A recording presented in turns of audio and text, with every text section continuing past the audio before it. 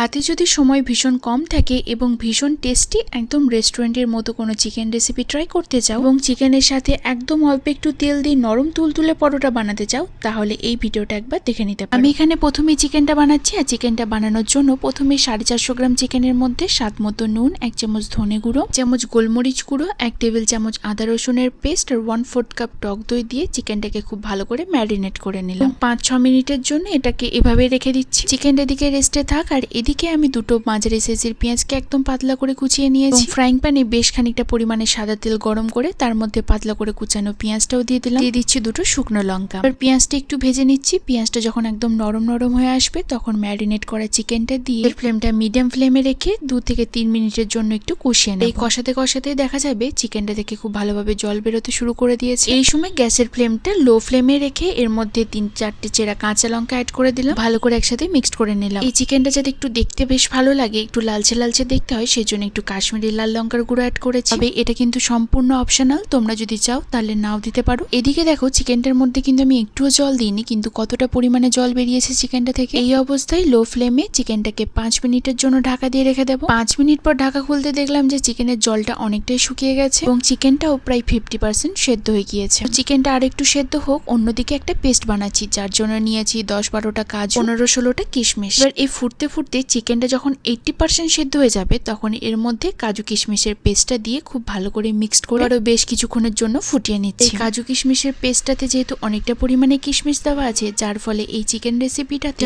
অন্য রকমের টক মিষ্টি ফ্লেভার আসে, যেটা খেতে কিন্তু খুবই সুন্দর লাগে। তো যাই হোক, চিকেনটা পুরোপুরি সেদ্ধ হয়ে গেলে সবশেষে এর মধ্যে অল্প একটু ঘি দিয়ে খুব ভালো করে মিক্সড করে নিলে তৈরি হয়ে যাবে দুর্দান্ত স্বাদের কাজু কিশমিশ বাটা দিয়েছি। আমি যেহেতু কাজু কিশমিশের ফ্লেভারটা স্ট্রং রাখতে চেয়েছি, সেই জন্য আমি এর মধ্যে কোনো কসুরি মেথি বা গুঁড়ো গরম মশলা দিইনি। সাথে একমাত্র ঘিয়ের ফ্লেভারটাই ভীষণ সুন্দর লাগে, তবে তোমরা যদি চাও সেক্ষেত্রে অল্প একটু অ্যাড করতেই পারো। যাই হোক, এদিকে চিকেনটা তো রেডি হয়ে গেল, আর এদিকে একদম অল্প একটু তেল দিয়ে পরোটা বানিয়ে নিচ্ছি। জন্য 1 কাপ ময়দার মধ্যে দিচ্ছি অল্প একটু নুন, চিনি, একটু বেকিং পাউডার আর অল্প একটু সাদা তেল। এবার এই সবকিছু খুব ভালো করে একসাথে মিক্সড করে এর মধ্যে 2 টেবিল চামচ টক দই অ্যাড করে দিলাম। আবারও খুব ভালো করে একসাথে মিক্সড করে নিই। দইটা দিয়ে ময়দাটা খুব ভালো করে মিক্সড করে নেওয়ার পর এর মধ্যে দিয়ে দিচ্ছি বেশ খানিকটা পরিমাণে গরম জল। তোমরা চাইলে এক্ষেত্রে গরম জলের বদলে ময়দাটা সম্পূর্ণ টক দই দিয়েও মেখে নিতে পারো। যাই হোক, ময়দার মন্ডটা রেডি হয়ে গিয়েছে এবং 3 মিনিটের জন্য আমি রেস্টে রেখে দিয়েছি। 3 মিনিট পর এই মন্ডটা থেকে এরকম একটু বড় সাইজের লেচি কেটে নিলাম। আর অল্প একটু শুকনো ময়দা দিয়ে পরোটাগুলো খুব ভালো করে বেলে নিচ্ছি। যেহেতু এটা আমি দই পরোটা বানাচ্ছি আর একদম অল্প একটু তেল দিয়ে বানাচ্ছি, তাই আমি পরোটাগুলো একটু মোটা রেখেছি। প্রথমে পরোটাগুলোকে খুব ভালো করে এপিট ওপিট সেঁকে নিচ্ছি। পরোটার দুটো দিক খুব ভালো করে সেঁকে নেওয়া হয়েছে। এবার এর মধ্যে অল্প একটু সাদা তেল ব্রাশ করে দিচ্ছি। তোমরা চাইলে সাদা তেলের বদলে বাটার বা ঘিও ব্যবহার করতে পারো, এই ক্ষেত্রেও খেতে কিন্তু ভীষণই সুন্দর লাগে। ব্যাস রেডি হয়ে গিয়েছে নরম তুলতুলে দই পরোটা।